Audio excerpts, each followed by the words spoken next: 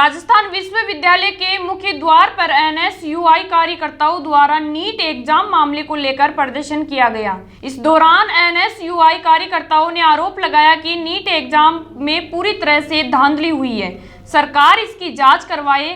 जांच की मांग को लेकर ही एनएसयूआई कार्यकर्ताओं ने प्रदर्शन किया। पूरे मामले को लेकर हमारे संवाददाता मनीष गोदारा ने एनएसयूआई कार्यकर्ताओं से बातचीत की। देखिए रिपोर्ट। पहले में आप एनएसयूआई कार्यकर्ताओं द्वारा आज प्रदर्शन किया जा रहा था, क्या मामला है? नीट एग्जाम में जो धांधली हुई, उस धांधली के बाद में कई बच्चे सुसाइड कर रहे हैं, कई कोशिश कर रहे हैं, जो एक बहुत ही चिंताजनक विषय है। भविष्य में ऐसी घटनाएं न हो और ये नीट की परीक्षा रद्द हो, इसकी निष्पक्ष जांच हो, इसको लेके हम एनएसयूआई के पूरी इकाई द्वारा, सारे साथियों द्वारा प्रदर्शन किया गया विश्वविद्यालय द्वार पे।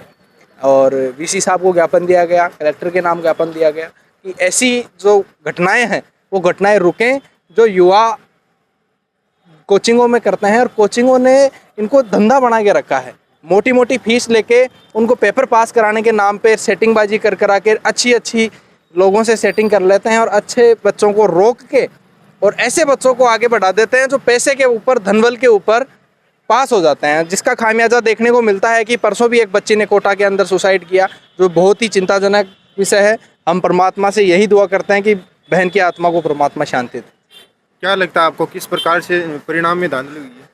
देखिए, परिणाम में धांधली तो साफ ही दिख रही है। 100 में से 100 पूरे नंबर आते हैं क्या नीट जैसी एग्जाम में, और उनमें आते हैं तो फिर उन बच्चों को तो वैसे ही बिना एग्जाम के ही IPS IPS बना देना चाहिए।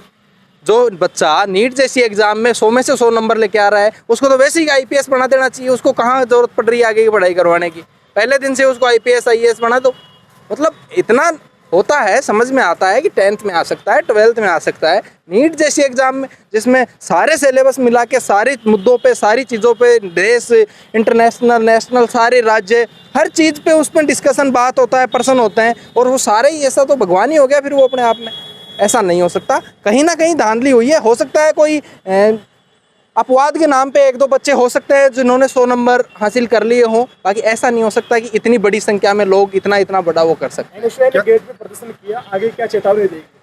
आगे चेतावनी यही रहेगी, पूरे प्रदेश में उग्र आंदोलन करेंगे। या तो सरकार संज्ञान ले लेती है समय रहते, नहीं लेती है तो उग्र आंदोलन होंगे। हमारी मांग यही है कि बस छात्रों के साथ में किसी प्रकार का अन्याय न हो। आपको लूट करनी है, आपको काला बाजारी करनी है, सरकार करे। भाजपा का ये शुरुआत से हमेशा से यही सिद्धांत रहा है, अपने लोगों को लाभ पहुंचाना, अपने लोगों को ऐसे फायदे देना जिनको अनर्गल ही बोल सकते हो। ये शुरुआत से रहा है, हम उसमें जाना ही नहीं चाह रहे। हम तो, हमारी मांग एक ही है एनएसयूआई की कि छात्रों के साथ में, विद्यार्थियों के साथ में किसी प्रकार का अन्याय प्रदेश में न करे।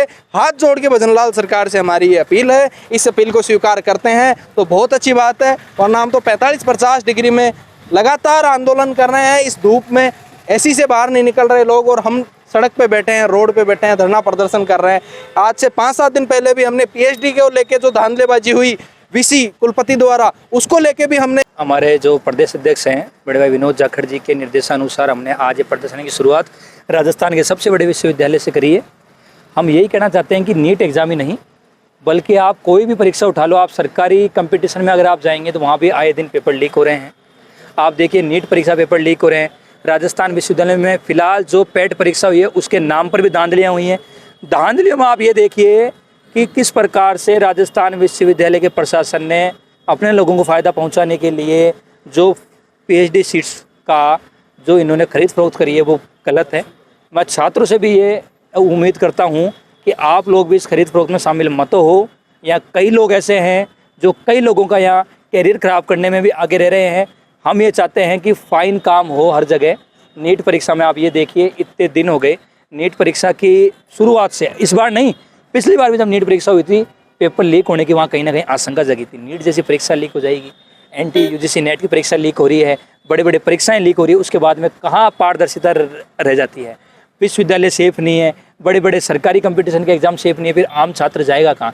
जो माँ बाप अपने कम पैसों में इतना पढ़ाते हैं बच्चों को, उसके बाद में पैसे नहीं है तो वो उनके बच्चे वो कहाँ जाएंगे, गरीब परिवार के बच्चे कहाँ जाएंगे। पैसे वाले तो फिर भी कहीं पढ़ लेंगे, अपने पैसे पेपर खरीद लेंगे, हो सकता है वो कहीं ना कहीं इंस्टीट्यूट को भी खरीद लेंगे, लेकिन आम परिवार, गरीब परिवार का बच्चा, गांव से आया हुआ दलित का बच्चा, किसान का बच्चा, सैनिक का बच्चा कहाँ पढ़ेगा। हमें ये सोचने की जरूरत है। और बद्रीलाल सरकार से, नरेंद्र मोदी की सरकार से एक ही मांग है, नीट परीक्षा को वापस कराया जाए और तरीके से पेपर आउट नहीं हो, उसके लिए एक बड़ी गठित फोर्स ढंग से बनाई जाए। सिर्फ कागजों में गठित फोर्स नहीं बनाया जाए, उसको धरातल पे उतारो। ये सब चीज़ें बिकाऊ पे अब आ चुकी है भाजपा राज में। धन्यवाद। देखिए, आज राजस्थान विश्वविद्यालय के गेट पे एनएसयूआई द्वारा सांकेतिक रूप से हमने धरना प्रदर्शन दिया।